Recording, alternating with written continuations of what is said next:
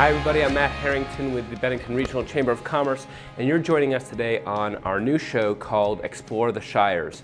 This is where we go around all throughout Bennington County and the Shires of Vermont and explore new things that we want you to know about. Things that could be fun or taste well or are interesting to do, or maybe you're taking a hike on a mountain. We want to be able to show you those things in our show Explore the Shires. So we're starting here today at Lil Britain, and we're going to go meet with Nate and see how he puts together some of the best fish and chips this side of the ocean.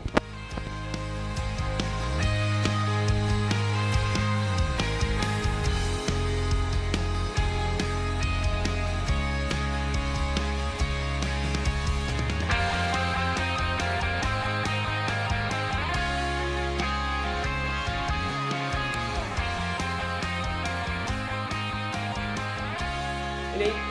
Hi Matt. How you doing? Welcome to Lil Britain. Thank you. So, great little spot right here in downtown Bennington. Tell me how Lil Britain got started and how you find yourself here today. Well, Lil Britain was started 10.5 years ago by a couple. They were English. Okay. We loved eating here, so when we became friends with them, they wanted to go off and do something else, so we decided to take it over.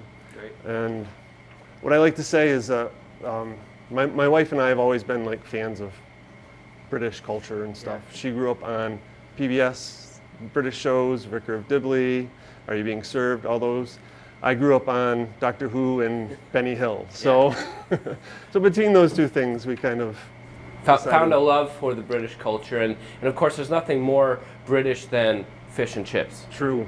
So you're going to go show us kind of how you make not only fish and chips, is my understanding, but you guys actually have a huge menu of things that maybe people don't always know about. You're more than fish. We're more than fish, yep. So you're going to go show us how you make some of these awesome sides, and we've heard this is, I mean, maybe we're biased, but we've heard this is one of the best fish and chip shops in the Northeast. That would be perhaps correct. The world. Well, I don't know if I can compete with England, yeah, but across the pond, we are the place to come. Good. Absolutely. Well, let's get to work and show me how you make all the great stuff you do. Now, you guys are open between what hours? 11:30 till 8, Tuesday through Saturday. Tuesday through Saturday. So when do you actually have to show up here? When do you, the master chef, have to show up? I'm usually here around 10 o'clock. Okay. And kind of getting things organized and set, and we really start prepping for the day at 10:30. Okay, great. And it always starts with potatoes. Okay. We peel all the potatoes by hand, fresh every morning, and which Carrie has been working on. And after they're peeled, we run them through our chipper. As you can see, they're the appropriate size. Wow, that's awesome. Chips are a little different than American style French fries. Okay. They're thicker. The main sense is that they're just thicker. Okay. And so you will have people. Are they really chips? Yeah. Yes, they are. True. So how many of those buckets, now you're pouring it into a gallon bucket with some cold water, it looks like. Mm-hmm. I mean, do you fill all that for the day, or do you find you have to do runs of it? We'll do most of our, usually we'll do all our potatoes in the morning. So we do, sorry, I'm doing it. Yeah, no, that's fine. Sorry. 75 pounds of potatoes a day. On a Friday, we'll do 100 pounds of potatoes. Wow. So Friday is the busy day for us. People are treating themselves to the potato on Friday, right? They made their goal. And so how many of these buckets do you actually, does that fill one day for you? 75 will be about half the bucket. Okay. Yep. Okay. Mm-hmm. And you must make the potato farmers very happy. Yeah. I mean, you must go through a heck of a lot of potatoes. How many of these, so is that considered when it gets peeled and chopped, is that considered That's a half one? a box. That's half. So the boxes are 50 pounds. Yeah. So it's a box and a half. So we'll go through about 400 pounds of potatoes for the week. Wow, that's great. Cool. Yeah. Then what's next? After we start peeling the potatoes and we're putting it through the fryer or the chipper. We put them in the water. They'll get rinsed 4 times. get the starch off. Okay. If the starch is, if you leave too much starch on, it'll burn in the fryer before it cooks through. So they get a nice little bath. So when you took over the place, Mm-hmm. you said that you liked eating here. Yeah. So did you have a background in cooking, or were these tricks of the trades that the former owners taught you? Or? So I started in restaurants about 19 years ago. Okay. I think I was started as a dishwasher at the Arlington Inn, Oh, great. and worked into cooking there, and kind of learned the ins and outs of the restaurant there, and then my friend Kevin said, "Hey, do you want to buy a chippy?" And I said, "Okay." Sounds like a good idea. Great. Sure. Great. And of course, I'm sure there were some trade secrets that were passed on to you. Yep, I worked with Kevin for about 6 months. Okay. And kind of learned the ins and outs. And we liked eating here, so we didn't change anything. Great. Great. Because So we want it to be authentic. It's authentic British style fish and yeah, chips. yeah. All of our meals come with a choice of a side, so then we Okay. kind of start prepping the sides. So what we have here is a traditional British side. It's mushy peas. Okay. So yeah. they're just split peas that we're letting boil for a little while. Right. And mushy peas, does that require probably more boiling than we would do in America? Sure. Of Well, our it's peas? yeah. They're they're going to be like a really thick pea soup. Okay. Okay. Yep. Okay. And then you have some potatoes here warming up. What's that all about? So that's our mashed potatoes. Okay. So the biggest thing, it needs to be the bangers and mash is very traditional again for English meal. So that's what they'll be mostly used for. But of course, if you don't feel like having chips, you can always have a mashed potatoes or. Yep. So, I mean, you've been making mashed potatoes now for 10 plus years, especially in this place. Yep. What secrets do you have to tell some of our maybe more amateur people? They're getting ready for Thanksgiving or they're getting ready for Easter or anything like that. How do you make the best mashed potatoes? Salt the water, lots of butter, and lots of cream. That's it, folks. You've heard the Can't go secrets wrong from with Lil that. Britain himself. All right. So after we've got some peas, we've got some mashed potatoes. What else are we working on? Well, we'll be making coleslaw. Okay. Carol will go on to make coleslaw. We make our coleslaw fresh every morning. We shred the cabbage and carrots ourselves and dress it up and mix it. So that'll be the next thing. And then of course after that will be our gravy. Okay. And that's fresh every day too. Yep. And some people love the gravy. They claim they'll happy to drink it. So. Wow. That's So they love that's the a gravy. statement right there. Right. So that'll be up in temperature in a couple of minutes, and then we can start frying some fish and chips. So Nate, that's new oil. Brand new this morning. And you said it only, you turned it right on 2 minutes later. That's pretty hot, or do you have to wait a little bit longer? Well, actually, it does go through a process of cycling on and off. Okay. So the oil heats up gradually. So that's already been done. Okay, so throughout, do you have to turn the knobs on and it's doing that, or even throughout the day it's turning on and off to keep it? Yep. To keep it at temperature, it'll turn on and off during the day. But in order to prolong the length of the life of the oil, so if you're always running really hot oil, the life will end sooner. So dump those in. Those are the chips. How long do you usually keep them in there, Nate? It'll be about 10 minutes. Okay. So what we're doing, we have 2 fryers. They're both set at different temperatures. Okay. What we're doing is mimicking how they prepare fish in England. Okay. They usually do it in much bigger batches. They have a bigger fryer, dump a bunch of chips in, which lowers the temperature. Okay. And then as the temperature builds, they'll cook more. Yep. We're accomplishing basically the same concept. This is the hotter fryer. Yep. And they stay in there to sear, and they come over to the cooler fryer to cook. And that'll be about 8 minutes or so. Okay. So this is our batter. And the trick to the batter is to get it thin enough, but not too thin. Okay. So that it just gives a It's like nice pancakes. light. Yep. And it is. It's really kind of the same concept. And not to work it too much. Okay. And that will be that'll just give a nice little layer to the fish. And I've heard that, you know, when I've talked to real fish and chip experts around town, they say the batter is quite possibly the best kept secret. And obviously you probably can't go into it, but this was a recipe passed down from Kevin and really comes from over the pond a little bit, doesn't it? Yep. Yeah. Yep. So this is haddock. Okay. In England, traditionally, you'll either have cod or haddock. We just prefer haddock. They're both mild white fishes. We do 2 sizes. It's a small that you could order, or you could order a large. The small is about 4 to 5 ounces, and the large is about 6 to 7 ounces of fish. And we can fry one up for you. Let's do it. Dry it off a little bit. Yep. So you pat it and get it nice and dry so the batter has something to hold on to.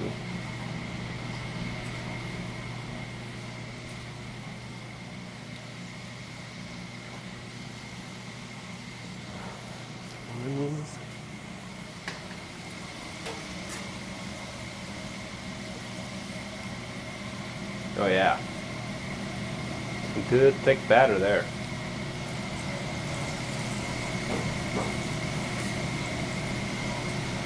About 3 or 4 minutes from now, we'll have a nice piece of fish for you. Each thing is kind of individually done for each customer. Great.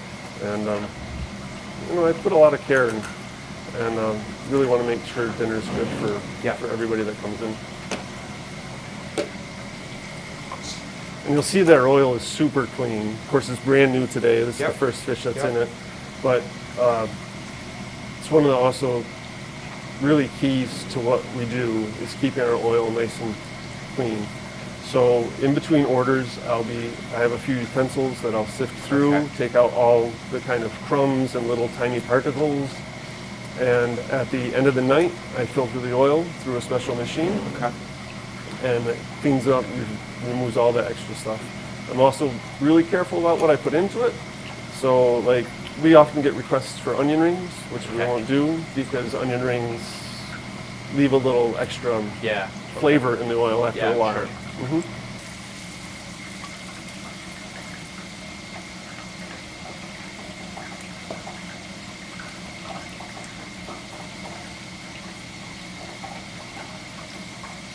There we go.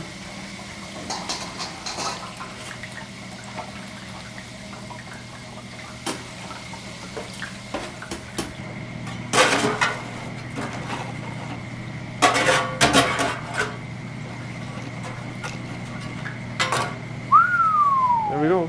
That's large order fish and chips. That's their traditional fish and chips right there. It's great. And it wouldn't be complete without Oh, of course. traditional fish and chips. It would be a good dose of vinegar, malt vinegar, and a good salt on the. That's tradition. That's tradition. Nate, you know, you just showed us how to make, obviously, one of the best things you make, which is fish and chips. But Lil Britain also has a lot else going on, and right now you're making pies, which is actually a British tradition as well. Talk to us just a little bit about what this is in terms of a British tradition and how you guys go about making it. So yeah, meat pies are a very British thing. They're usually kind of handheld. You know, good lunchtime when you're out there working in the fields. It travels real well. So we have 4 varieties of pies that we do. We make steak, steak and potato, steak and kidney, and chicken and mushroom. Oh, we have 5. I have a veggie curry pie as well. Good, that we good. make for all the vegetarians. Sure. Yeah. So what we're doing right now is making up our dough. We have flour. There's a little shortening in there. Carrie's going to add the butter, and then she's going to mix it all up.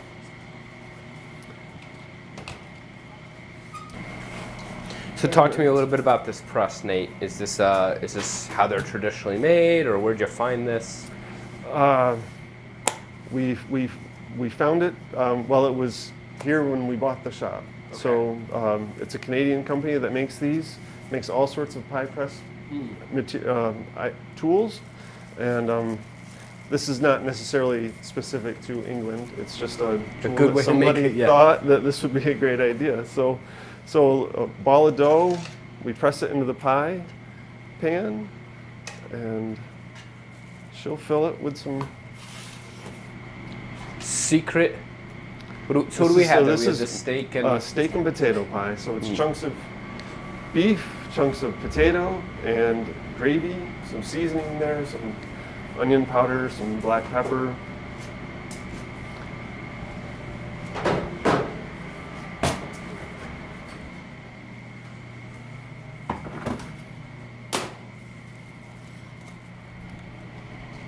And so we've changed presses for the lid now.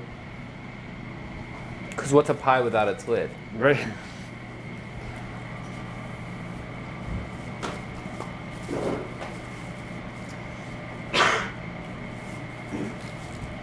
And how many of these do you make in one kind of attempt? Or one? So we'll make about 20 of them per batch.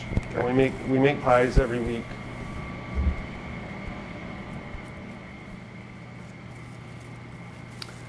And then our final tool is a little crimper to seal the top.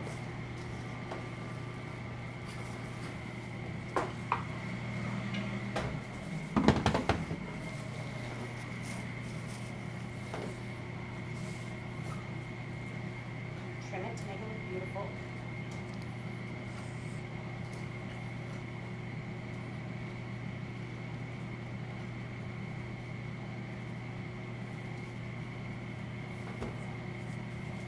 And we do mark them before we bake them so we know what is what.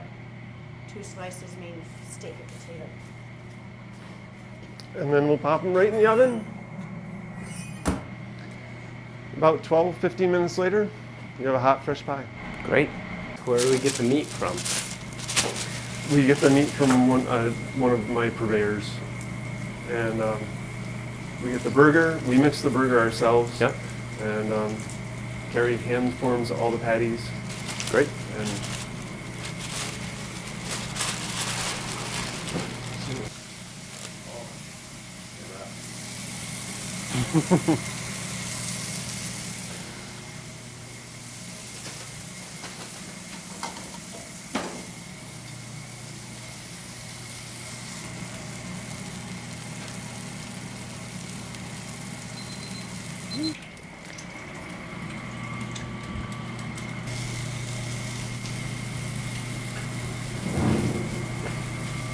So more than fish, you also do the American burger. And this one is a firehouse burger. Firehouse burger. So we've So got you do it. 7 ounces of beef, cheese, bacon, sauteed onions and mushrooms. We're gonna squirt a little HP on there. HP sauce. It's a traditional British, kind of like a steak sauce. Okay. Top it all off with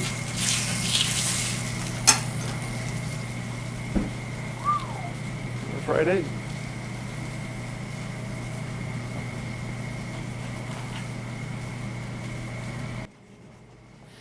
There you go, Matt. Large order of fish and chips for you. Great. Thanks, Nate. Thanks for Enjoy. having us here today. We really enjoyed it. Thank you. Well, now, folks, I guess there's one last thing to do when we explore the Shires, and that's to dig in.